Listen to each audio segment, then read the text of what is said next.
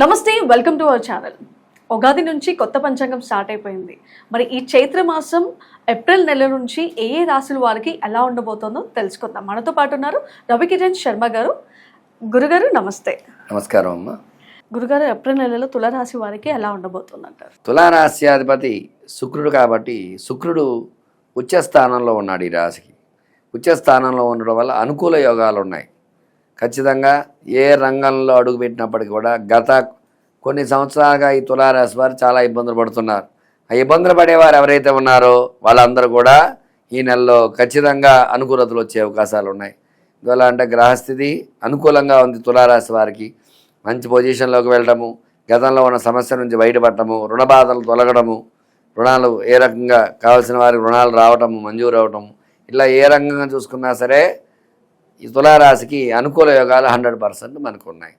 తులారాశ్యాధిపతి శుక్రుడే కాబట్టి రాశ్యాధిపతి ఉచ్చ స్థానంలో ఉండటం వల్ల మంచి పొజిషన్లోకి వెళ్ళే అవకాశం ఉంటుంది. రియల్ ఎస్టేట్ పరంగా చూసుకున్నట్లయితే రియల్ ఎస్టేట్ వ్యాపారస్తులు కూడా తులారాశిలో ఉండేవారు ఈ నెలలో ఖచ్చితంగా అనుకున్నటువంటి డీల్స్ పూర్తి చేయటము, మంచి పొజిషన్లోకి వెళ్ళటము, లాస్లో నడిచే వ్యాపారాలను కూడా పుంజుకోవటము, ఇబ్బందులు లేకుండా ఉండటము, ఇట్లాంటి అవకాశాలు ఈ నెలలో ఖచ్చితంగా ఉన్నాయి.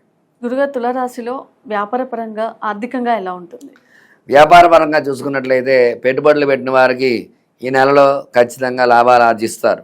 అనుకున్నటువంటి రీతిలో ముందడుగు వేయటము, ఖచ్చితంగా వ్యాపార క్రయ విక్రయాలు బాగా జరగడము, ఏ వ్యాపారం చూసుకున్నప్పటికీ కూడా అన్ని వ్యాపారాల్లో కూడా అంటే చిన్న చిన్న వ్యాపారాలు ఉంటాయి, పెద్ద పెద్ద వ్యాపారాలు ఉంటాయి. ఏ వ్యాపారం చూసుకున్నట్లయినా సరే తులారాశికి గ్రహానుకూలత ఉండడం వల్ల మంచి పొజిషన్లోకి వెళ్ళటము, వ్యాపారం బాగుండటము. ఎందుకంటే పేరు అనేది వస్తేనే వ్యాపారం బాగుంటుంది, ఏ వ్యాపారం అయినా సరే. అందువల్ల కొత్తగా వ్యాపారం పెట్టినా సరే దాని పేరు రావటము, అది పుంజుకోవటము, ఇట్లాంటి అవకాశాలు వ్యాపారస్తులకి ఈ రాశి వారికి అనుకూలం ఖచ్చితంగా ఉంది. ఆర్థిక పరంగా చూసుకున్నట్లయితే గతంలో ఉన్న ఆర్థిక సమస్యల నుంచి బయటపడే అవకాశం, రుణాలు చేసిన రుణాలు తీర్చడానికి ఎక్కువ అవకాశాలు ఉంటాయి. రుణ బాధల నుంచి విముక్తి చెందే అవకాశం ఖచ్చితంగా ఉంటుంది. ఆరోగ్యపరంగా ఎలా ఉండబోతుంది? ఆరోగ్యపరంగా చూసుకున్నట్లయితే గతంలో ఉండే ఆరోగ్య సమస్యల నుంచి కొంచెం అధిగమిస్తారు. అయినప్పటికీ చిన్న చిన్న సమస్యలు అయితే ఉన్నాయి. ఈ రాశికి కూడా ఆరోగ్యపరంగా వీళ్ళు కొంచెం జాగ్రత్త వహించాలి. ఎందువల్లంటే కొన్ని గ్రహాలు ప్రతికూలంగా ఉన్నాయి. ఆ ప్రతికూలంగా ఉండటం వల్ల చిన్న చిన్న ఇబ్బందులు ఉన్నాయి. ఆ యొక్క కుజుడు సంచారం కలవడం వల్ల, శుక్రుడే అధిపతి అయినప్పటికీ కూడా కుజుడితో కలవడం వల్ల ఆరోగ్యపరంగా చిన్న చిన్న ఇబ్బందులు ఉన్నాయి. జాగ్రత్త వహించాలి. వీళ్ళు ఖచ్చితంగా ఔషధ సేవనం చేసుకోవాల్సి వస్తుంది. 100% కొంచెం జాగ్రత్త వహించాలి. తులారాశి వారికి వైవాహిక జీవితం ఎలా ఉండబోతుంది? తులారాశి వారికి వివాహం కాని స్త్రీ పురుషులకు ఈ నెలలో ఖచ్చితంగా వివాహం అయ్యే యోగం అనేది ఉంది. 100% వీళ్ళు గట్టి ప్రయత్నం చేసినట్లయితే 100% వీళ్ళకి మంచి సంబంధాలు రావటము, సెట్ అవ్వటము, ఈ నెలలో పెళ్ళిళ్ళు అయ్యే యోగం ఖచ్చితంగా వీళ్ళకి ఉంది. పెళ్ళైన దంపతులకి అన్యోన్యత అనేది ఖచ్చితంగా ఉంటుంది. గతంలో ఇబ్బందులు పడ్డవారు కూడా ఈ నెలలో కొంచెం అనుకూలించడము, అలాగే భార్యాభర్తలు విడిపోయే పొజిషన్కి వెళ్ళిన వారు కూడా మళ్ళీ అవగాహన చేసుకుని కలిసే అవకాశాలు ఈ రాశి వారికి ఖచ్చితంగా ఉన్నాయి. ఈ నెలలో మళ్ళీ భార్యాభర్తలు ఒక మాట మీదకి రావటము, మళ్ళీ వాళ్ళు అన్యోన్యంగా ఉండడం, మళ్ళీ లైఫ్ లీడ్ చేయడం, అట్లాంటి అవకాశాలు కూడా ఈ రాశి వారికి ఖచ్చితంగా ఉన్నాయి.